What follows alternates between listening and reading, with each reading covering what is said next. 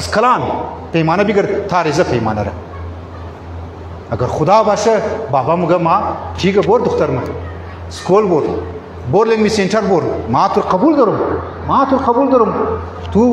एतबार मरा टेस्ट पहुँचाओ न को बोर कदना महरम बगैर कुदम गो अगर इधर बाहया अगर मैं खाई सोबत करनी बोर बच्ची है मैं मसला नहीं है लेकिन अगर न्यूअर माइंड शुदी अगर आज़ाद शुदी दिया कार तो उसका तमाम باید یاد بدی دختر خوره باید بگی که ما برس به اعتماد دارم ترست دارم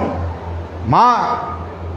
میخوایم که تو بر کده گو قسم بچه اگر گو دیسکشنم کنی امو غرور دختری خوره امو غرور حیای خوره امو غرور عفت خوره باید تو حفظ کده کده گپ بزنی در روایت هم است مگه دخترها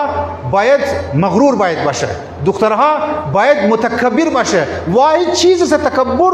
که در مورد تمام چیزها مگه تکبر بد چیز است لیکن دخترها مگه شما متکبر باشین در مقابل بچه ها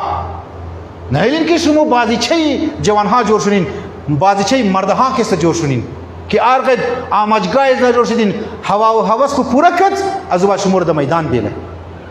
نه یعنی چی ایره اسلام مگه زانی من ایره زندگی خدایی مگه ایره زندگی الهی کیسه مگه